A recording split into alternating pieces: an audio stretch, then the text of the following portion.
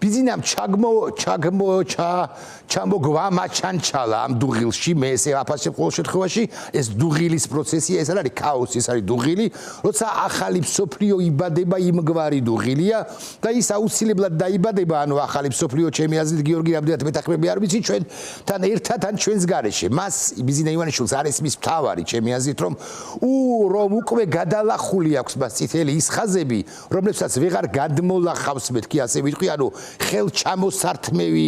კაცი პოლიტიკოსი პერსონა ის უკვე რახანია აღარ ესაუბრებიან მორჩა აი ასე შემიძლია ვიმღერო შენ არ ვიცი თუ სიმღერა ვიმღერო თუ გნებავთ აი ჩემი აღარ ახარ მორჩა თუ არ ვწდები ასეა ხო მაგრამ თუ ჯერაც შერჩენია მას საღი აზრი წესით არა რიგით ის სანახევრო კი არა სრულ დათმობებზე უნდა წამოვიდეს არც თუ შორეულ მომავალში ანუ ბზია ამაღლობელის მაგალითი 2 წლით კი არ უნდა გამოკეტოს არამედ უპირობოდ უნდა გაენთავისუფლებინა და გაანთავისუფლოს ყველა და არა მხოლოდ ბზია უნდა დანიშნოს არჩევნები უნდა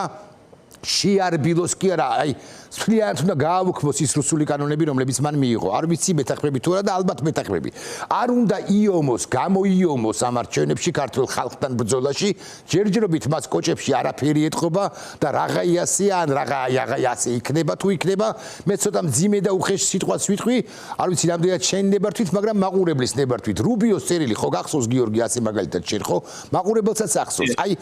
ის რომელიც ბიზინამ არც ჩაიბარა და შესაბამისად არც წაიკითხა მე მძიმე სიტყვებს ვიტყვი მეთქი გითხარი შენს და დავპირდი მაყურებელსაც ანუ ბიზინამ ამ წერილზე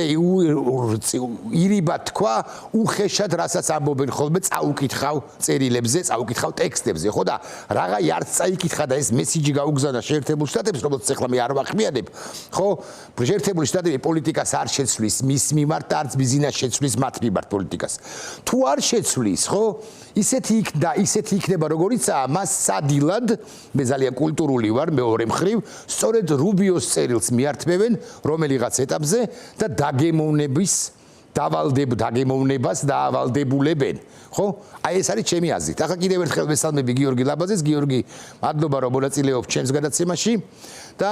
ახლა ასეთი კითხვა მაქვს ორი თემა უნდა განვიხილოთ მე და შენ რა მოხდა გუშინ ვაშინგტონში ჯერ ფაქტოლოგიურად და მოკლედ თუ შეიძლება და მე კონცეპტუალურად და შედარებით ვრცლად თუ შეიძლება გამარჯობა ბატონო ირაკლი მივესალმებ მსმენელებს ძალიან საჭირო საკითხია და დიდი მადლობა რომ ჩათვალეთ რომ შემიძლია ამ რთულ საკითხებზე საუბარი საერთოდ გუშინ და კიდევ ერთხელ დამტკიცდა რაც პრინციპში თქვენს ნაწილობრივ ხაზი გაუსვით რომ შეერთებული შტატები ტრამპის ადმინისტრაციის პირობებში გეგმავს და ახორციელებს გეგმებს სოფლიოში თავისი ინტერესების ახლებურად განხორციელებისკენ ჩვენ ალბათ ვერც ვიფიქრებდით და მე პირადად ვინც ველოდებოდი ტრამპისგან ბევრად უფრო ძლიერ ნაბიჯებს თქვათ ვიდრე ეს წინა ადმინისტრაციის პირობებში იყო ჩემთვის კი წარმოუდგენელი იყო რომ თქვათ ის მუშაობდა თქვათ მარტი-აპრილის მდგომარეობით და რა თქმა უნდა ეს 2 დღეში არ მოხდებოდა რაც გუშინ დაგვირგვინდა აი ამ ყველაფერზე და ანუ როგორც აღმოჩნდა ის სწორედ ამ ძალიან რთულ აწლეულების ესე ვთქვათ კონფლიქტს ჩაეჭიდა და მის გადაწყვეტას შეუდგა ესე ვთქვათ. ამდენად ამ პროცესში ეს გამოვლინება სწორედ ამერიკის ახალი ნაბიჯების გამოვლინება არის და ეს შეცვლის როგორც გლობალურს ისე თავისთავად ცხადია რეგიონულ ვითარებას. ჩემი აზრით ორი ძირითადი მიმართულება აქვს ამ შეთანხმებას რაც ჩვენ გუშინ ვნახეთ. ერთი მხრივ ეს არის თავისთავად ცხადია სატრანსპორტო და რეალურად შეერთებულ შტატებს ნამდვილად აინტერესებს ამ გზების გახსნა, სატრანსპორტო დერეფნების მუშაობა და შუა აზიიდან წამოსული სპირტების გადასვლა, თქვათ, დასავლეთის მიმართულებით. თუმცა აქ ჩემი აზრით არანაკლებ მნიშვნელოვანია გეოპოლიტიკური ნაწილი, როდესაც ამერიკამ ფაქტობრივად წერტილი დაუსვა ირანის ყველანაირ მოტივაციას და ეხლა ჩვენ ვნახეთ რაღაც მუქარები, ხო? მოტივაციას და შესაძლებლობას რომ გააკონტროლოს კავკასია და ასევე რუსეთ-ირანის საერთო გეგმას რომ მათ ჰქონდეთ ჩრდილოეთ სამხრეთის დერეფაზე კონტროლი და მათ იარაღი იქნება ეს სხვადასხვა საქონელი, ესე უნებართოდ თავიანთი სურვილიდან გამომდინარე ატარონ. ნუ ამას თავისთავად ცხადია, როგორც ჩანს, შეერთებული შტატები აიღებს ხელში და ის გააკონტროლებს ამ ყოველფერს. და ძალიან მნიშვნელოვანია გიორგი, რომ ეს პრაქტიკულად ხდება ირანის საზღვრიდან რაღაც 20 თუ 17 კილომეტრში, რაც ამ საზღვარს, ამ ზანგეზურზე თუ გავიმილაპარაკებთ კონკრეტულად, ხო აი ამ პერიმეტრს თუ ამ ხაზს ბუნებრივია სჭირდება უსაფრთხოების გარანტიები და მე აბსოლუტურად დარწმუნებული ვარ, რომ შეერთებული შტატები ფიზიკური ძალითაც, ხო ანუ თავის სამხედრო კონტინგენტის ნაწილითაც ბუნებრივია გააკონტროლებს, იმიტომ რომ ეს გზა არ არის უსაფრთხო, მით უფრო ამ რეგიონში და ამგვარად გავეშებული არაადეკვატურებული ირანისა და ცხადია რუსეთის პირობებში, რუსეთის ხელში. დიახ, სწორედ ამას გულისხმობდი, როცა საუბრობდი ამ გეოპოლიტიკურ გათიშვაზე, რაც რუსეთს და ირანს შორის მოხდა, აი ამ ესე ვთქვათ სტრატეგიული ნაბიჯით შეერთებული შტატების მიერ, ანუ რეალურად ამერიკამ ამ მხრივ ორ ძირითად მიზანს მიაღწია, ერთის მხრივ სატრანსპორტო დერეფნის გახსნა, მეორეს მხრივ ირანის და რუსეთის ერთმანეთისგან გათიშვა და მესამეს მხრივ თავისთავად ცხადია, ეს არის ამ ორი სახელმწიფოს ორი ერის შერიგება საბოლოო ჯამში, რაც მისი თუ მის ესე იგი Truth Socialist posts გავყვებით, იქნება წინაპირობა,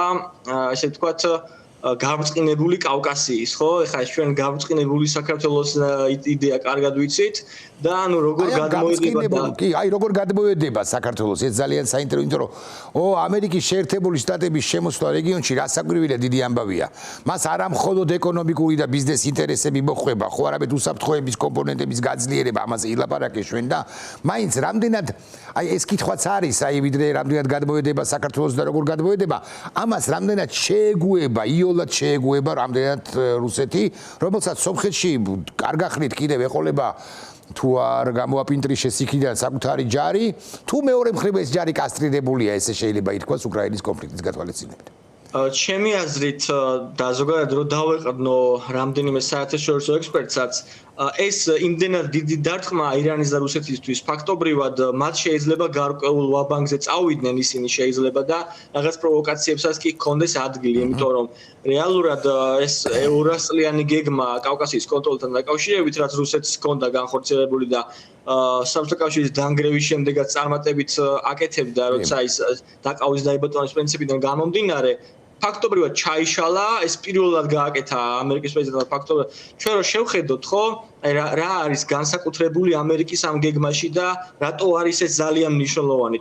ჩვენთვისაც მათ შორის. იმიტომ რომ ყოველთვის მათ შორის ჯორჯ ბუში უფროსი იქნებოდა ეს ბილ კლინტონი თუ სხვები, კავკასიის რეგიონი განიხილებოდა როგორც აი ისეთი არეალი, რომელიც რუსებს ესმით და მოდით ახლა ეს რუსებს მივანდოთ, რადგან ისინი უკეთ არიან გარკვეული ამ ყველაფერში და ისინი გააკონტროლებენ, ისინი დაიცავენ, მშვიდობა იქნება თუ სტაბილურობა. და ტრამპის ნაბიჯი ფაქტობრივად მოდიში გიორგი არ აღიარებდნენ, იმიტომ რომ გავლენის სფეროები თითქოს აღმოფხრილი იყო, მაგრამ რეალურად ეს იყო რუსეთის გავლენის სფეროდ არ აღიარებული, მაგრამ ნაცნობი ტერიტორიები, ბალტიის სახელმწიფოების გარდა პრაქტიკულად ხო, ყოფილი საბჭოთა კავშირი იყო რუსეთის გავლენის სფერო, მიუხედავად იმისა, რომ არ აღიარებდნენ ამას ხმამაღლა. რა თქმა უნდა, ეს ასეა და სწორედ ამას დაესვა წერტილი და ჩვენთვის ეს ერთის მხრივ რამდენიმე მიმართულებით არის მნიშვნელოვანი ჩვენთვის ეს ყველაფერი, მაგრამ მე მინდა ყურადღება მივაქციო აი მითებს, რომ აი ამერიკა არის სადღაც შორს, რას გვიშველის, ის როდის მოვა, მოდით განვითარდეთ რუსეთთან ერთად. სინამდვილეში გამოვიდა ისე, რომ შეერთებულმა შტატებმა ჩვენი მეზობლები ძალიან რთულ ფაქის და სენსიტიურ კონფლიქტში ჩართულები ერთმანეთს შეარიგა სწორედ იმ შორიდან თავისი ძალის, თავისი ეკონომიკური ძლიერების და ამ თავისი შესაძლებლობებიდან გამომდინარე. ეს ჩვენთვის კარგი გაკვეთილი უნდა იყოს, რომ შეერთებული შტატები არის ძალა, რომელსაც რეალურად საქართველოზე ვისაუბრებთ, კი ასაკვირველია, მაგრამ ისევ სომხეთზე, სომხეთ-აზერბაიჯანის კონფლიქტზე, კონტექსტში უნდა კითხო უფრო ცლად გვიამბე ზანგეზურის დერეფანზე და ამ ტრიპზე, ხო, აი თუ შეიძლება ანუ Trump Road for International Peace and Prosperity-ზე თუ რამის თქმა შეიძლება დამატებით რაღაც მაყურებლისთვის იქნებოდა საინტერესო. მაინც და მაინც ცლად არა, თუნდაც მოკლედ, მაგრამ აი ძირითადი მესიჯები რა არის ამ დროუთისა, ზანგეზურის დერეფნისა. დიახ, თავისთავად ცხადია, ეს განიხილებოდა როგორც და განიხილება და არის უკვე ალტერნატიული მარშრუტი შუა აზიიდან და ზოგადად აზიიდან მომდინარე ტვიტების იქნება ეს თუ სხვა საქონლი, რომელმაც უნდა გაიაროს ეს კორიდორი და გადავიდეს ევროპაში. რეალურად ესეთ ინფრასტრუქტურად განიხილებოდა ჩვენი ქვეყანა, საქართველო, რომელსაც შავ ზღვაზე აქვს გასასვლელი, თუმცა იმის გამო რომ აქ ინფრასტრუქტურული პრობლემები მძიმეა და ამ პრობლემების მოგვარებას საქართველოს მთავრობა არ როგორც ხედავთ ჩვენ მაინც და მაინც არ იხარჯება ამისათვის, უფრო სხვა საკითხებით არის დაკავებული. შესაძლებელია და როგორც ჩანს ამერიკელებმა განიხილეს და ჩათვალეს, რომ აი ამ მოძრაობისთვის უფრო უპრიანი იქნება,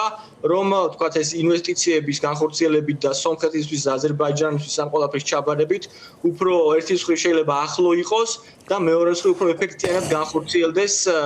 ეს საქართველოს მთლიანად ამ პროცესიდან მთლიანად ამოკვეთას ნიშნავს ეს საქართველოს, იმიტომ რომ საქართველოზე გადის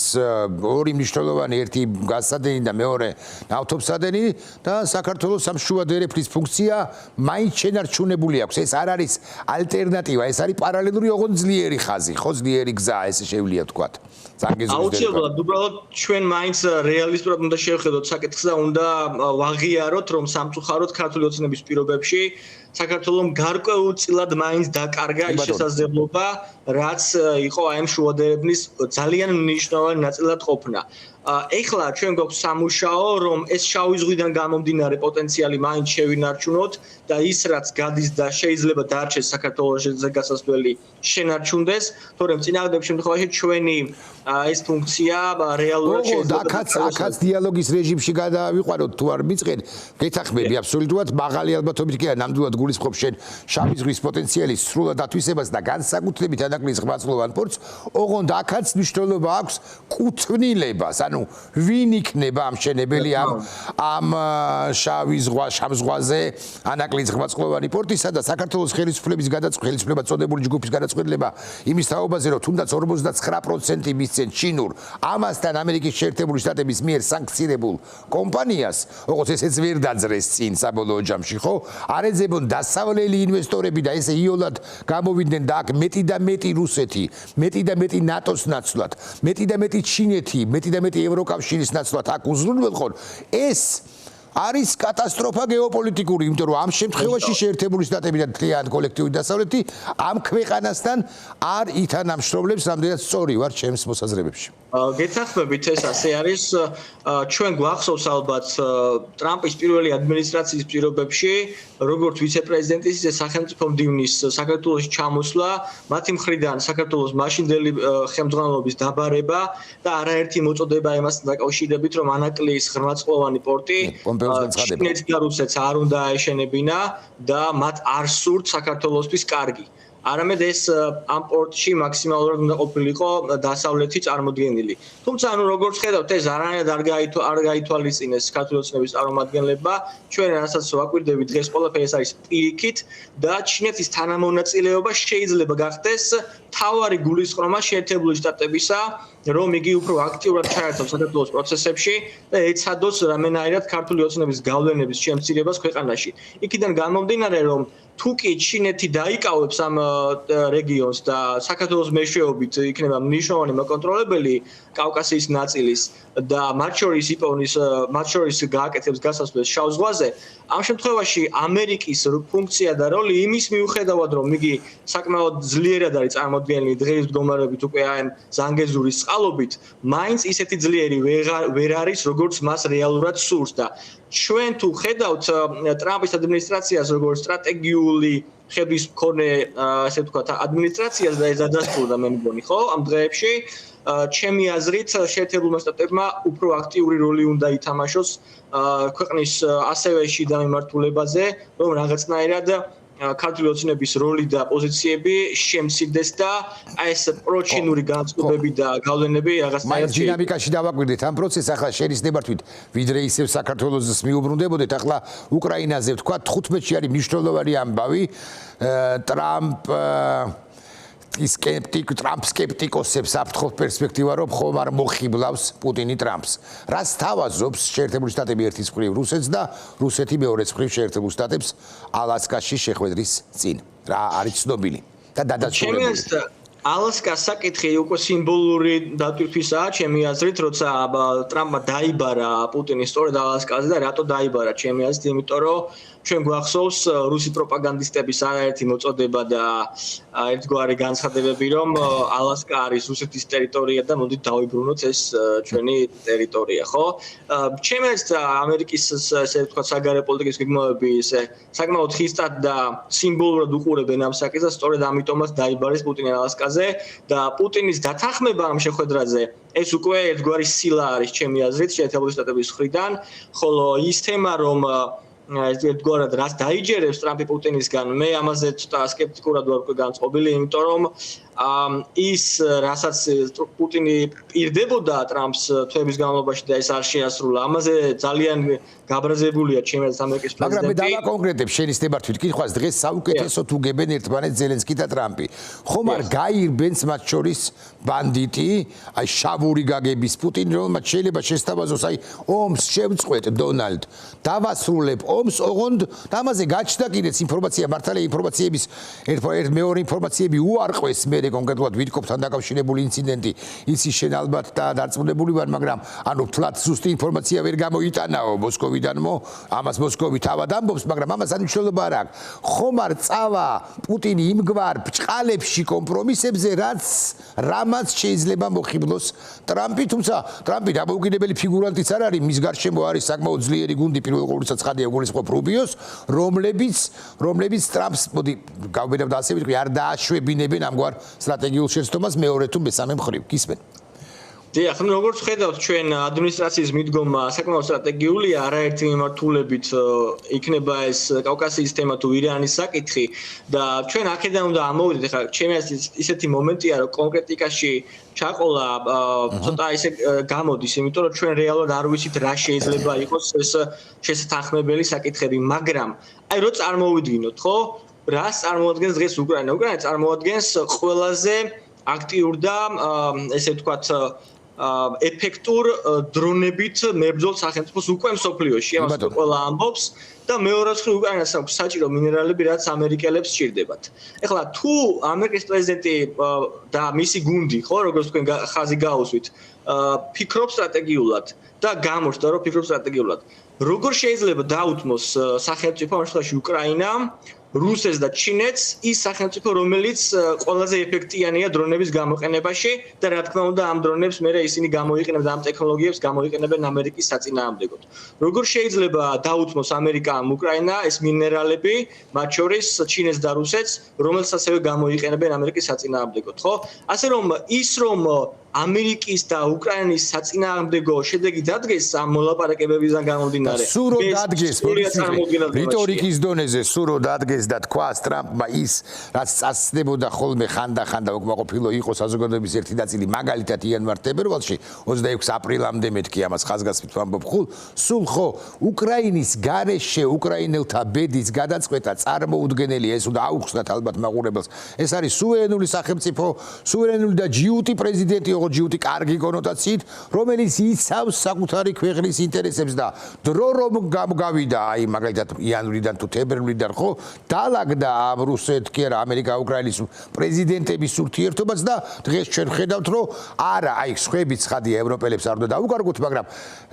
შეერთებული შტატების პრეზიდენტზე უფრო სერიოზული მხარდაჭერი ზელენსკის მოცემულ ეტაპზე, აი ხაზგასმით ვამბობ, არ ხავს ღირებულებითი თვალსაჩინო ბოლოს წინა კითხვა გიორგი თუ მომწეფლებას ამბობს თუ არა პუტინის შემდეგს დამითმეთ დონბასი მომიხსენით სანქციები. დავიფიცებ რომ ევროპას არ დავესხმები თავს. ერთი ხანობა ეს ინფორმაციაც გაჩნდა და საერთოდ ამ ფიციმ წამს ბოლო მაკვირვებს ამბავში ხო არა ვართ პუტინთან მიმართებაში. ყველა შემთხვევაში და ამის გამოვლინება არის ევროპის შეიარაღება, მათ შორის ის პარტნიორული ხელშეკრულებები და სამომავლო იარაღის შესყიდვის ხელშეკრულებები, რაც ამერიკას და ევროკავშირის შორის უკვე დადებულია და ნატოს გაძლიერებასთან დაკავშირებით ეს სამიტიდან გამომდინარე ჩვენ ეს ყველამ კარგად ვიცით და პუტინმა რომს დაიფიცოს მისი არავის აღარ სჯერა და ის რომ არ სჯერა გამოჩენილია და ჩანს მათ შორის გერმანიის, მათ შორის ევროპის სხვა სახელმწიფოების გამალებული შეიარაღებით და ეს არის უკვე სახეზე. თუ რამე პოზიტიური გამოიღო და შედეგი მოიტანა, მათ შორის აი ტრამპის რიტორიკამ, აქტიურმა რიტორიკამ, ზოგჯერ ევროსკეპტიკურმა რიტორიკამ, ხო? ერთ-ერთი სწორედ ეს არის, რომ ევროპა გამოიგვიდა და ის 5%-მდე გაზდა თავდაცვის ხარჯებისა, რაც უმნიშვნელოვანესია პირველი კადენციის დროს, მაყურებელს შევახსენოთ ერთად თუგნებას მე შევახსენებ, 2%-ს ითხოვდა ტრამპი და მაშინ იმხანად, მოდი ასე ვიტყვი, მერკელიადაში ჩარჩენილი ევროპის კონტინენტი 2%-თან დაკავშირებითაც უკაცრავად მისთვის და ჭედავდა და ახლა პრაქტიკულად ყველა სახელმწიფო ერთის გარდა, მაგრამ იქ ცალკე თემაა და აღარ ვილაპარაკოთ, ხო? პრაქტიკულად ყველა სახელმწიფომ გაზარდა საკუთარი ხარჯები 5%-მდე. ქართული ოცნების სპიკერებმა კი დაუწუნეს ეს ყველაფერი, მაგრამ ახლა არ გავამდაბიუროთ ჩვენი დისკუსია და მართლა ბოლო კითხვას დაგისვამ ფორმულირებით სადაა საქართველო, გიორგი, მე გეკითხები, არ გეკითხები, ხო? ფორმულირებით ამგვარი ფორმულირება არ გჭირდება. ეხლა ესეთი კითხვაა, რამდენად არის შანსი, რომ ალასკაზე შეხვედრის დროს საქართველოს ახსენოს ტრამპმა, იმიტომ რომ კვლავ ვიმეორებ, 2/3 კავკასიის რეგიონისა ხო პრინციპში შემოსულია ამ 2/3 ეს რიტორიკის ზონაში და მე უკვე პრაქტიკულად. რამდენად არის შანსი ამგვარი წინადადებისა შინაარსი? ცხადია რომ ვოვა საქართველო არის მებრძოლი ქვეყანა,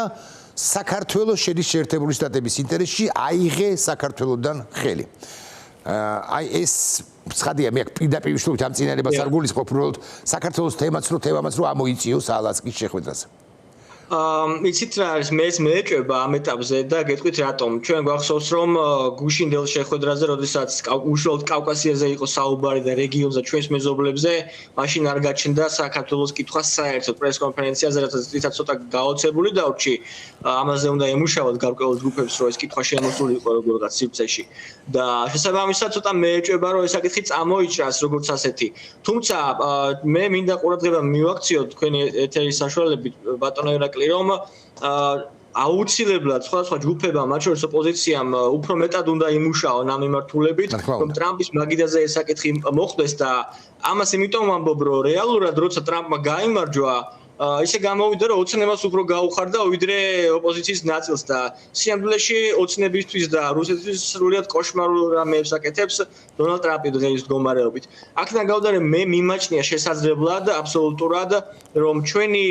რეგიონიდან გამომდინარე და იმ საფრთხეებიდან გამომდინარე, რასაც რეგიონი და საქართველო ატარებს ჩინეთიდან და რუსეთიდან, ამერიკა დაინტერესებულია ამ საფრთხეების შეჩერებით და რეგიონში იმით, რომ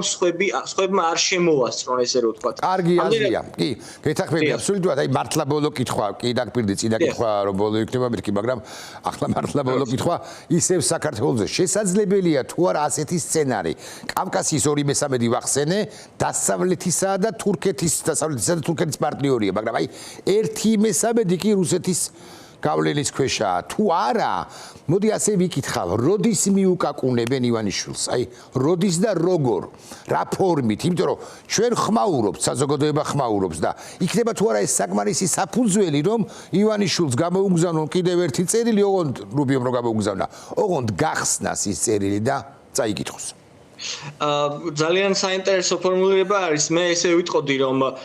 დღევანდელი ქართული საზოგადოების ამოცანა ტრამპის ადმინისტრაციას ურთიერთობის კუთხით ესეთია, რომ რეალურად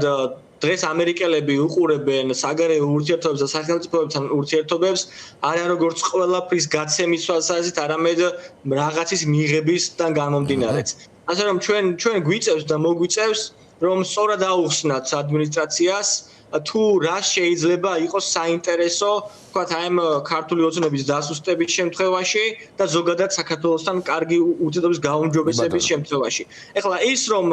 ამერიკელები არ ეთანამშრომლებენ ოცნებასთან ამ პროცესში, რაც დღეს ხდება და როგორი სახის სადამსჯელო ღონისძიებებს ატარებენ მოქალაქეების მიმართ, ამაზე ორი აზრი არ არის. თუმცა ეს არის გაყინული პროცესი. ჩვენ გვჭირდება თანამშრომლობითი პროცესი, შესაბამისად ჩვენ უფრო მაღლა უნდა ამოვწიოთ ის ნაწილი, თუ რას მივცემთ ამერიკელებს და მე მგონია, რომ ძალიან ბევრი რაღაცა არის ქართულ საზოგადოებაში საქართველოს მხრიდან, იგივე ამ დერეფნებიდან გამომდინარე, იგივე პორტის საკითხიდან გამომდინარე, ჩვენი